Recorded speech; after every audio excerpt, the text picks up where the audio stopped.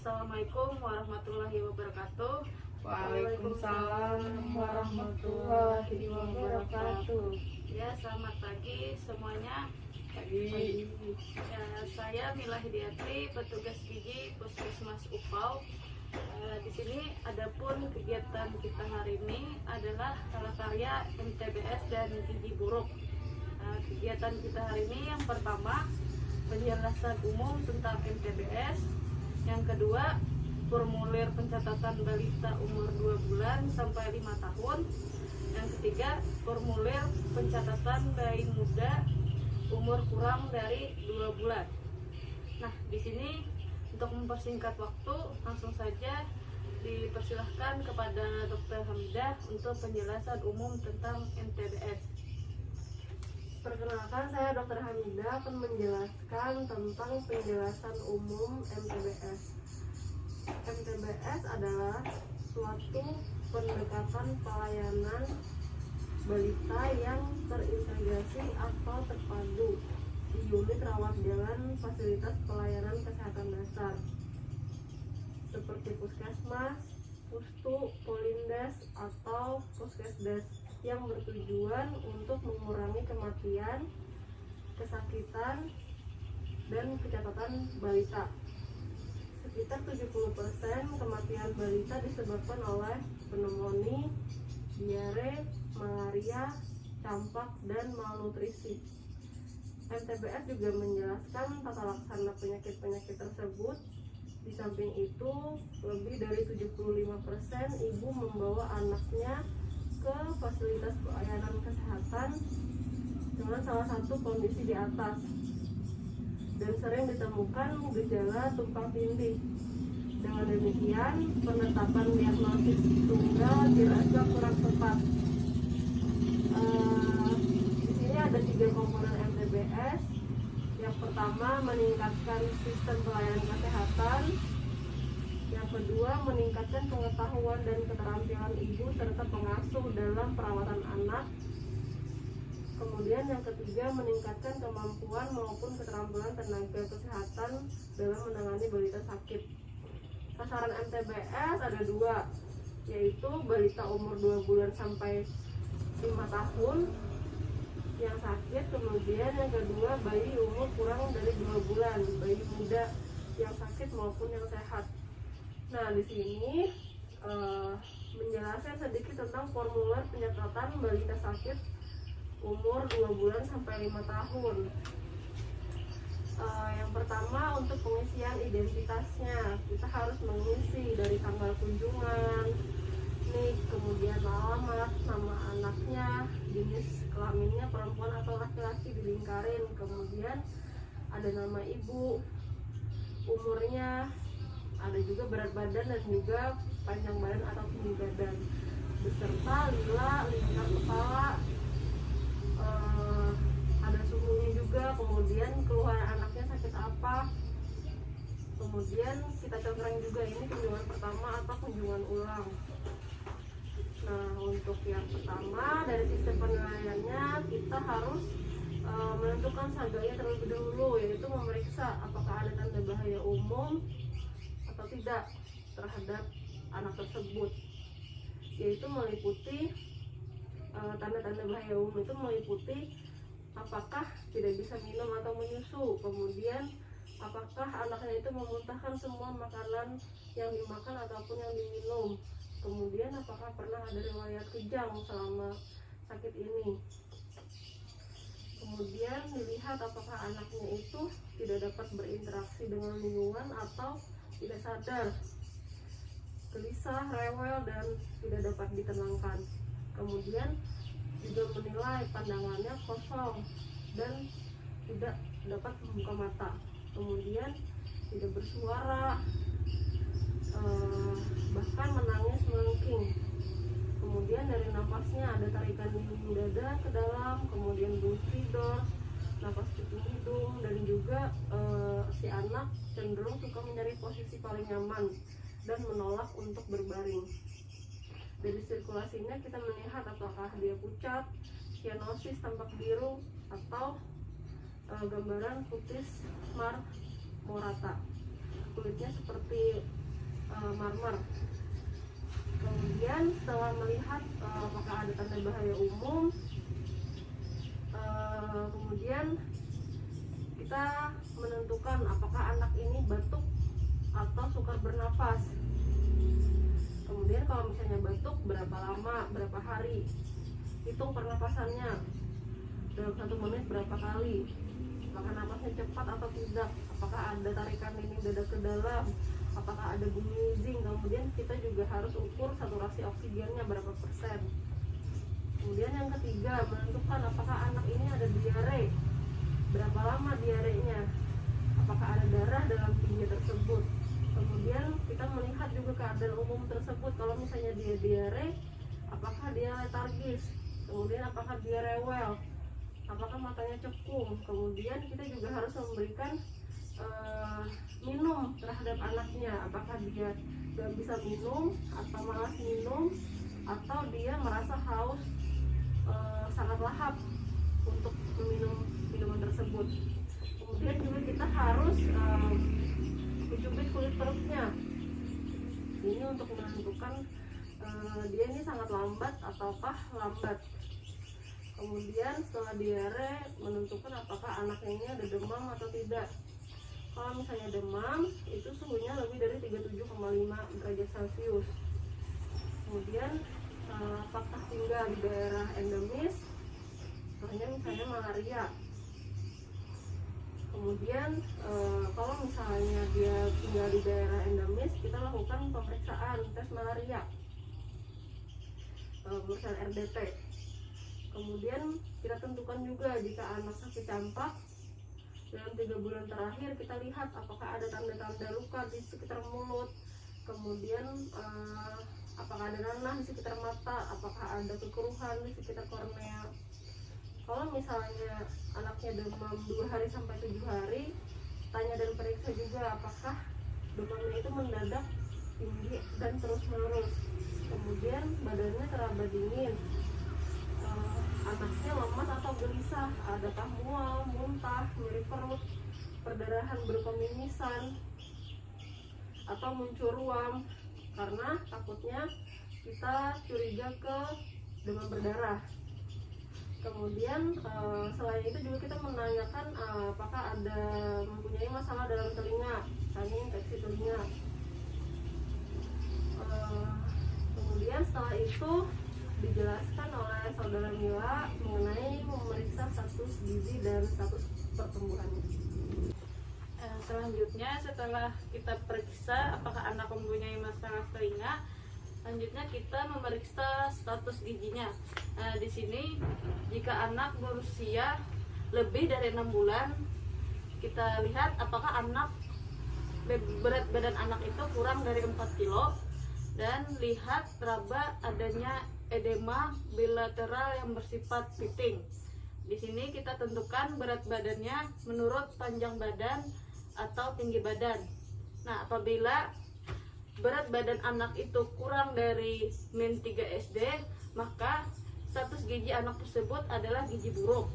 Dan untuk BB, menurut PB-nya -3 sampai kurang dari -2 SD, itu status gizinya adalah kurang.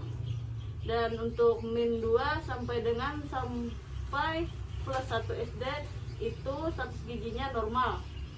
Nah, di sini di status gizi kita perlu juga mengukur lingkar lengan atas lila untuk anak, tapi umur anak harus lebih dari 6 bulan.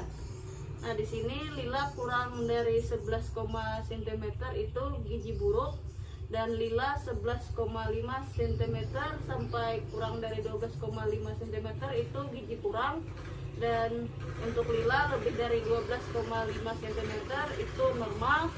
Nah, di sini kita lihat apakah pada anak gizi buruk itu kita periksa komplikasi medisnya, apakah anak ada anoreksia, dehidrasi berat atau muntah terus-menerus, atau diare, dan ada letargi atau penurunan kesadaran, ada demam tinggi, pneumonia berat atau sulit bernapas, atau napasnya cepat.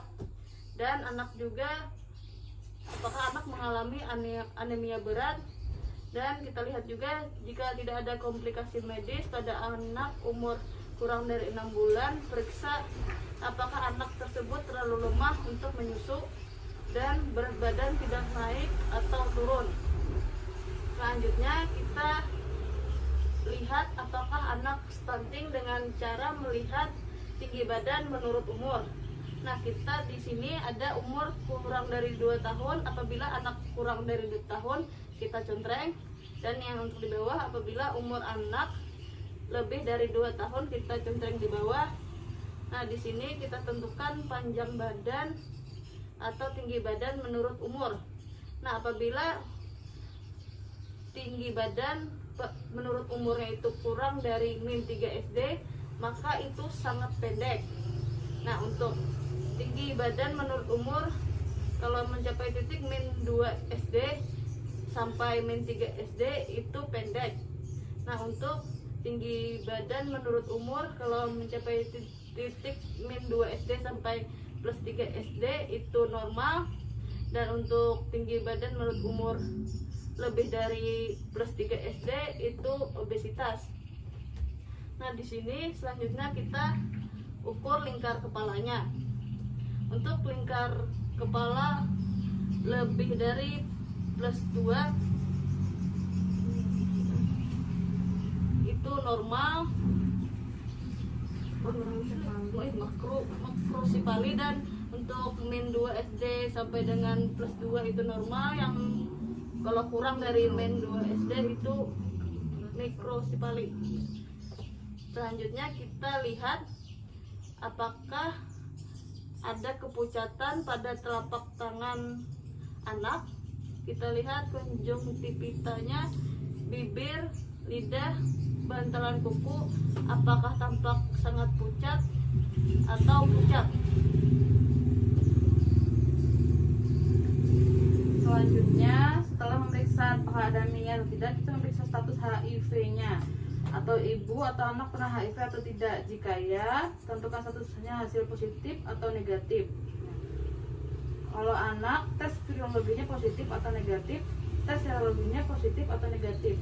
Jika ibunya positif dan anak negatif atau tidak diketahui, tanyakan apakah anak sedang mendapat ASI pada saat HIV 6 minggu sebelum melakukan tes HIV, ya atau tidak. Apakah anak saat ini sedang mendapat ASI, bisa ditulis ya atau tidak. Jika mendapat ASI, apakah ibu dan anak saat ini mendapat ARV profilaksis, ya atau tidak. Jika tidak, lakukan tes HIV, terutama jika dijumpai kondisi berikut. Jika anak menderita pneumonia berulang atau diare persisten berulang atau bercak putih di rongga mulut berulang atau infeksi berat, biasanya yang membutuhkan perawatan DRS. Yang membutuhkan perawatan DRS berulang lainnya, atau gizi kurang atau gizi buruk yang tidak membaik dengan penanganan gizi. Jika status HIV ibu dan anak tidak diketahui, anjurkan tes ibu. Jika anak tidak diketahui positif dan anak tidak diketahui, tes anaknya juga. Status imunisasinya, apakah anak mendapat vaksinasi lengkap, berikan tanda silang atau V. Lihat selanjutnya di buku KIA-nya, atau tanyakan langsung kepada ibunya. Dan pemberian vitamin A, atau terakhir ibu status anaknya mendapat vitamin A atau tidak hari ini, dibutuhkan suplemen tidak. Dan selanjutnya menilai masalah atau keluhan lain saat ibunya mendapat keluhan lain selain yang ada klasifikasinya yang tercatat. Dan lakukan penilaian pemberian makan. Jika anak kurang dari 2 tahun atau gizi kurang atau gizi buruk tanpa komplikasi dan anemia, anak tidak akan dirujuk segera. Tanyakan apakah ibu menyusui anak ini. Jika ya, berapa kali sehari? Apakah ibu menyusui di malam hari? Apakah anak mendapat makanan atau minuman lain? Jika ya, makanan atau minuman apa? Tanyakan kepada ibu. Berapa kali sehari diberikan makanan lain? Alat apa yang digunakan untuk memberikan makan dan minum anak? Jika anak gizi kurang atau gizi buruk tanpa komplikasi, berapa banyak makanan atau minuman yang diberikan pada anak? Apakah anak mendapat makanan tersendiri? Siapa yang memberi makanan dan bagaimana caranya? Selama sakit ini, apakah ada perubahan pemberian makanan? Ya atau tidak? Setelah dilakukan anamnesa tadi, menanyakan tentang penyakit ataupun bahaya umum. Yang pertama misalnya tidak ada tanda bahaya umum, kemudian kita lakukan klasifikasinya. Berarti klasifikasinya stabil. Dan untuk pengisian tindakan atau pengobatannya ditulis tidak perlu tindakan atau pengobatan. Kemudian yang kedua misalnya dia tidak ada gejala yang mengarah ke pneumonia, tetapi misalnya ada batuk, berarti klasifikasinya batuk bukan pneumonia, dan kita lakukan pengobatannya misalnya pereda batuk atau pereda tenggorokan yang aman untuk anak tersebut. Kemudian juga kita tentukan klasifikasinya terhadap diare, demam, dan misalnya apakah ada infeksi telinga, kita tulis juga. Kemudian juga menentukan klasifikasi terhadap status gizinya, misalnya gizinya baik atau misalnya normal, atau misalnya gizi kurang atau gizi buruk. Kemudian kita tentukan dan kita tulis untuk tindakan dan pengobatannya. Begitupun juga masalah tinggi atau pendeknya, misalnya kalau misalnya pendek kita tulis stunting dan tindakannya apa, apakah perlu dirujuk atau tidak. Kemudian juga lingkar kepalanya, kita tadi menentukan apakah dia makrosefali, mikrosefali ataupun normal. Dan juga anemianya, kalau misalnya tidak ada anemia, kita tulis klasifikasi tidak anemia. Kemudian untuk status HIV-nya, kita kan tadi menanyakan kepada ibunya. Kalau ibunya pernah dicek HIV, kemudian hasilnya negatif, tetapi anak tersebut tidak pernah dilakukan cek HIV, maka kita tidak dapat mengklasifikasikannya, kita strip saja. Kemudian juga kita menyontreng status imunisasinya, kalau misalnya lengkap kita contreng semua. Kemudian juga pemberian vitaminnya, kalau misalnya sudah diberikan berarti kita contreng tidak. Kemudian kita tulis misalnya apakah dia ada masalah atau keluhan lain yang di luar dari klasifikasi tadi. Dan juga menilai untuk pemberian makannya, misalnya frekuensi makanannya kurang, berarti untuk tindakannya kita harus menambah frekuensi makanan anak tersebut. Kemudian juga kita harus menentukan kapan anak kembali lagi dan ibunya kembali lagi, dan juga kunjungan ulang berapa hari. Dan terakhir kita harus mengisi nama pemeriksa beserta tanda tangan. Selanjutnya kita masuk ke formulir pencatatan bayi muda umur kurang dari 2 bulan. Nah, di sini ada perbedaannya, yang dimana di pencatatan formulir bayi muda umur kurang dari 2 bulan ini, di sini kita diwajibkan untuk tenaga kesehatan memeriksa ekterusnya. Nah, kita lihat apakah bayi kuning kurang dari 24 jam atau lebih dari 24 jam sampai dengan 14 hari atau lebih dari 14 hari. Kita lihat apakah di mata atau kulitnya itu kuning, dan kita lihat di telapak tangannya dan telapak kakinya apakah kuning. Selanjutnya di sini bedanya kita memeriksa kemungkinan berat badan rendah dan masalah pemberian ASI. Nah, di sini kita tanyakan apakah si ibu memberi bayi ASI, dan di sini kita tanyakan juga bagaimana cara ibu menyusuinya. Nah, di sini kita langsung lihat apakah berat badan menurut umur si bayi tersebut rendah, tidak rendah, atau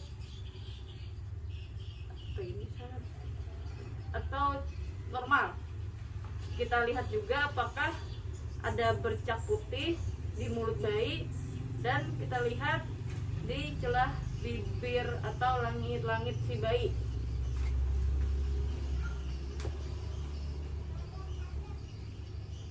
Selanjutnya, jika ibu positif HIV yang tidak menyusui dan memeriksa kemungkinan berat badan rendah menurut umur dan masalah pemberian minum, tanyakan susu apa yang diberikan, berapa kali pemberian ASI-nya, sama dengan memeriksa kemungkinan berat dan rendah masalah pemberian ASI saat ibu yang menyusui. Dan tanyakan kembali pemeriksaan status vitamin K saat lahir, apa langsung diberikan atau tidak. Kemudian imunisasinya juga sama dengan bayi di atas 2 bulan tadi. Tanyakan imunisasinya. Selanjutnya, semuanya sudah selesai dan isi klasifikasinya sama dengan yang pertama, kayak gitu, sama aja. Jadi sekian kegiatan Kalakarya hari ini, semoga dapat diterapkan dan bermanfaat untuk Puskesmas Upau. Sekian dari kami. Assalamualaikum warahmatullahi wabarakatuh.